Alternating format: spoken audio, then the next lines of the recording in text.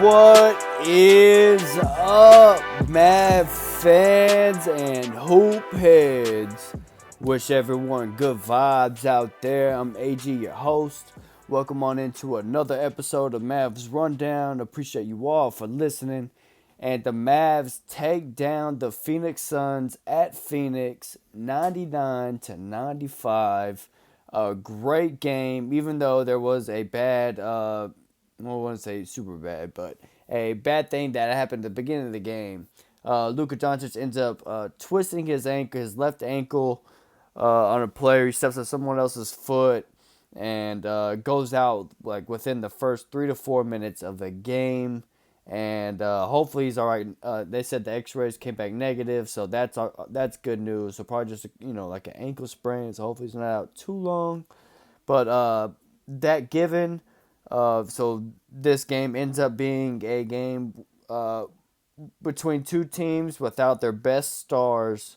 So it was team versus team. Who has the better team around their current stars? And the Mavs just went into 2022 playoff mode and completely dominated this game with defense, to be honest. Like, it was pretty crazy. Yeah, I mean, there were some missed shots that were just kind of some bunnies for some guy like DeAndre Ayton, but still, like, the Mavs were all over the place. They were playing great defense tonight.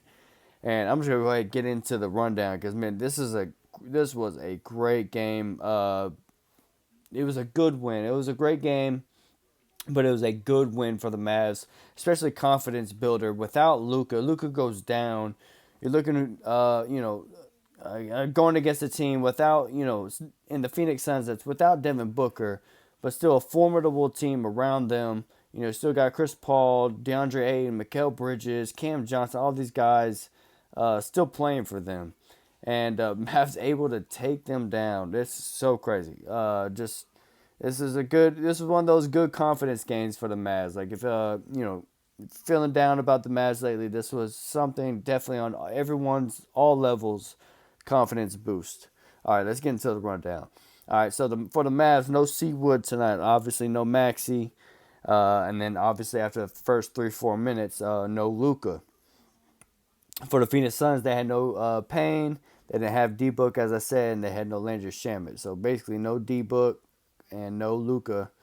And this matchup, I'd say pretty much about even without those, especially, with the role players. I would say Mavericks probably missed a little bit more just with Seawood compared to Payne and Shamet for them on the other side. But anyway, starters for tonight, Luka, Spencer, Tim, Dodo, and Dwight Powell were your starters. So Dwight Powell versus DeAndre Ayton. Who would have thunk that the guy that would have came out better on this matchup, man, would have been Dwight Powell tonight, man. Hero.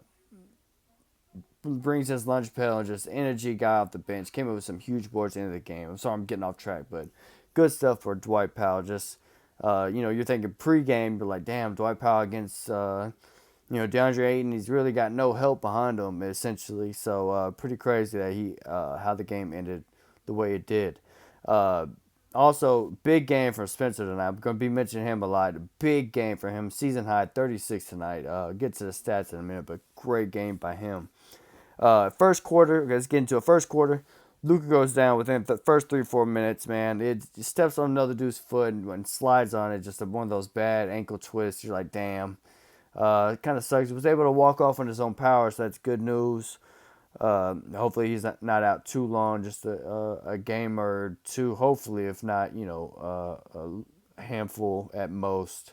The Mavs in the first quarter on an 8-0 run, though, still, you think after that we kind of like lose the momentum a little bit. But the Mavs end up, as I just said, the 8-0 run at end of the first quarter ties it up at 32-32 into the first quarter. And then going into the second quarter, Spencer Dinwiddie stayed a consistent force for the Mavs. 10 points in the first three quarters. 10 points in the first, 10 in the second, 10 in the third. Really good stuff from him tonight. Get to the rest of his stats later on. But another good stuff for the second quarter. Helped leading us and keeping us in this game. Spencer scored 10 points in a row for the Mavs. His 10 points in the second quarter. were 10 points in a row for the Mavs at the end of the quarter, and then the last bucket for the Mavs was Spencer assisted Dwight Powell for a layup.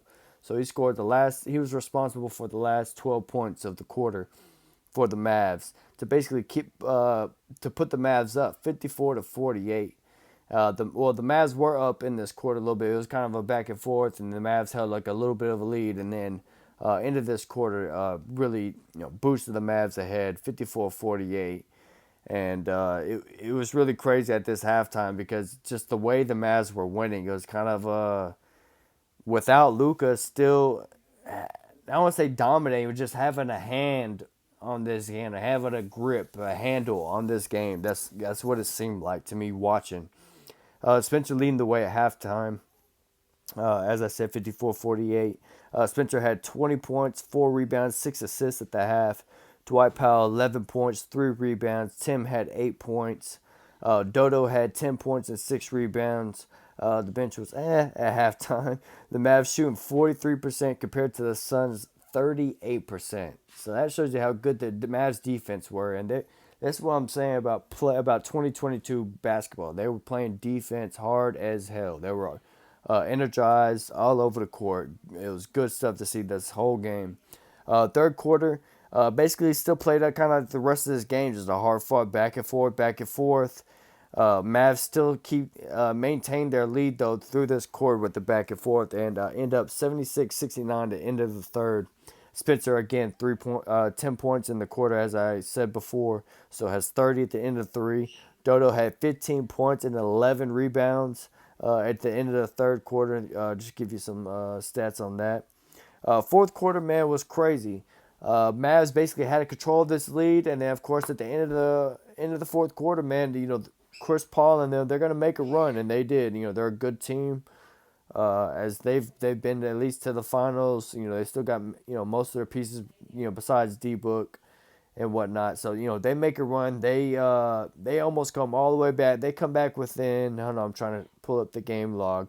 Yeah, they come back within 1. Chris Paul makes a driving layup with 19 seconds left to put the Mavs up only by 1, 96-95. Then they come to foul. They foul Reggie Bullock.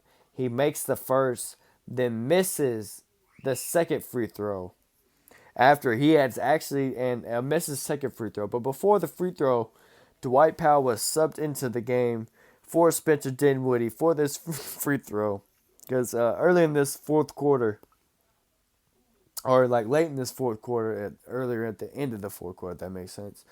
Dwight Powell had 2 tip back offensive boards, basically, where the ball is coming. He just tips it back and gets an offensive rebound because he's able to tip it back to one of our guys. He had 2 big plays like that, and then I think I got subbed out at one point for Josh Green, and then he gets subbed in for these Reggie Bullock free throws. Gets subbed in between the first and second. This is crucial because he gets subbed in. Reggie Bullock misses the second free throw with the Mavs up 2. So if they were to get the rebound, they go down. They got a chance to either tie it or even go up by 1, and even possibly win the game if time expires, or there's really not much time left. So Reggie misses the second, which again goes to the whole missing free throws. We should just make our free throws so we don't have to be in these situations.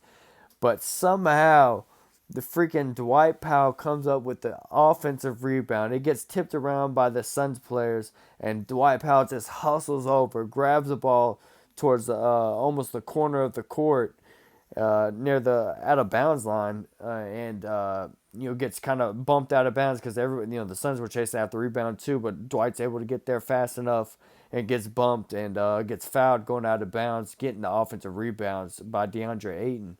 So great job, great hustle by Dwight Powell, huge on this. And so then Dwight Powell goes to the free throw line. And then all of a sudden he goes to the free throw line. Chris Paul goes to whisper to him, and he says, according to Dwight Powell after the game, Chris Paul says, "Hey, make the first, miss the second for us."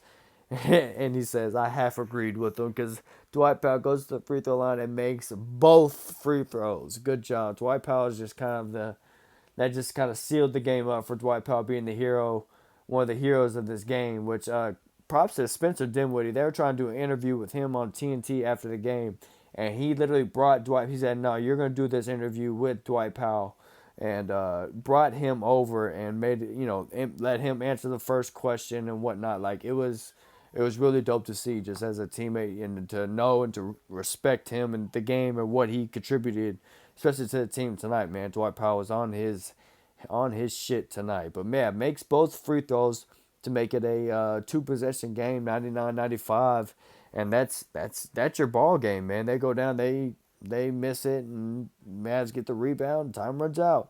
99-95 with a good win. Escape with a good win because the Phoenix Suns were. Let me check because I know a lot of the standings late, so a lot of the standings and stuff might have changed by now. Let's see. Suns were right behind us. Yeah, before tonight, the Mavs and Suns had the same record at 25-24, and then after tonight, Mavs go up 26-24 and knock the Suns back down to 500. So could have flip flopped either way for these two teams tonight. So definitely glad the Mavs were able to squeeze this one out.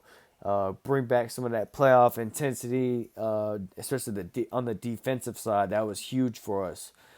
Getting DeAndre Ayton to go for 9 for 20, or no, 6. I gave him 3 more credit shots. He was 6 of 20 tonight from the field. Like that's just good stuff. He did have 20 rebounds, but hey, it's expected. The motherfucker's like 7 feet. And we don't have any. He's a good rebounder. We don't have any of that. But he was 6 of 20 from the field. Not good enough if you're them. So good stuff for the Mavs. And we were led, as I said, by Spencer Dinwiddie, season high, 36 points, 6 rebounds, 9 assists, only 1 turnover in his 40 minutes. Great job tonight. He's just aggressive, all over the place, doing all sorts of stuff. Hitting step back threes, bank shots, getting drawn fouls. He had 10 of 18 from the field, 5 of 6 from the free throw line. 11 of 14 from the free throw line. He had a great game. This would be almost like a Luka stat line type game. He did a really good job tonight. Really good. Then as I said, we need, I'm surprised Spencer doesn't do this tonight. Was it Steph the Van Gundy? He was like, well, yeah, because he don't get the ball a lot. That's kind of true. But then at the same time, if you've been watching these Mavs games, Spencer just doesn't bring the aggressiveness. And I think this was a good night to be like, hey, man, see, you can be aggressive. When you get the ball, be aggressive. Don't worry. It's like, yeah, just like, Luka might get a little bit mad, but if you make the bucket, he ain't going to be mad. Especially, just sometimes you just got to take it. And, take your shot because especially getting the ball out of Luka's hands, giving him some more rest for later on. Like, dude, you gotta do you, man. And he's learning. It's kind of one of those things. We heard Jalen Brunson talk about it. It's hard to be next to, playing next to Luka. Picking your spot. Sometimes you're a spot up shooter. Sometimes you gotta create right off the rip, off of driving. Sometimes just so many different roles. So he's finally figuring it all out. And tonight, man, he blossomed, and it was good to see. Next man up, Dwight Powell, 15 points, 5 rebounds, 1 assist, 3 blocks tonight, 2 offensive boards. I don't know how it wasn't 3 because he got 2 tip outs earlier in the game. Then he got that last offensive board. So I don't know how it was only 2 offensive board. But anyways, he was 6 of 9 from the field. Good stuff. 3 of 6 from the free throw line. That's crazy. Because those 2 at the end were crucial. He knocks them down when you need to. That's good stuff from him. Dodo in this game was amazing. He did a really good job. 18 points, 12 rebounds, a double-double with 3 assists, a steal. He was 7 of 16 from the field, 3 of 10 from the free throw, from the 3, excuse me. And that's like the playoff Dodo we know, was shooting a lot of threes and usually knocking them down efficiently. But 7 of 16 from the field, that's really good. Tim Hardaway had like a low Tim game. He had 8 at the half, only finished with 11. But that 3 in the second half was nicely timed, I would say. It was during the time where Mavs needed a bucket, and he knocked down a corner 3 he got past to, but finished with only 11 points. Did have 9 rebounds, though, and 3 assists. So hope other teams see that, too. Hey, he contributes all over. The bench tonight, Reggie 31 minutes, had 10 points, 3 of 9 from the field, 2 of 8 from 3, knocked down at least a couple of threes, had 5 rebounds to go along with that. And also Josh Green with his 32 minutes had 9 points, uh, 4 rebounds, 3 assists, 2 steals. Did really well in his minutes, creating havoc, especially off the dribble, having somebody else that doesn't look so kind of like not used to it and awkward, kind of like a Reggie or Dodo. But Josh Green, kind of you could tell he has some ball handling ability. So whenever he catches the ball and is able to drive and create for others, it's really good to see for this Mavs team. And you also had 10 minutes from Bertans, didn't score. Frank Ntilikina didn't score, and then you had Jaden Hardy get about 5 minutes, didn't score. But yeah, this Mavs team did well tonight. Only shot 42% from the field, 38% from three though. Compared to the Suns shooting 40 from the field, 40 from three. It was just one of those old school 90s slug it out, 99, 95 finishes. But that was not due to bad shooting. It was mostly great defense, especially on the Mavs side, especially without their star Luka, superstar Luka, not just a star. But anyway, yeah, great game by the Mavs. Next game coming up is Saturday, January 28th, to be at Utah, going to Utah at 8 o'clock. That should be a good one. Utah is ranked right now number 10th. They're at 25-26, so hovering around that 500 mark. So they should be hungry by then. So another good test by the Mavs. Hopefully Luka's back by then, and we ain't missing anybody else. But yeah, great stuff by the Mavs tonight. Good win. A reason to be happy tonight, man. The Mavs without Luka stepped up, and especially I think it was perfect that it came against the Suns because of that whole rivalry. It was just good to see the Mavs step up in that position they were put in with Luka going down so early, and everyone just galvanizing around that and just still playing hard. That's good stuff. So, good win tonight. Can't wait to see the Mavs coming up, and of course I will have a special trade deadline pod coming up, so y'all get ready, check that one out. It's gonna be dope. If you want to follow on Twitter, it's at Mavs_rundown. Mavs Rundown is free on YouTube. Also, you can find it on Spotify. I'm AG. Thanks for listening. Remember, cool heads prevail, and I'll see y'all next time on the Mavs Rundown.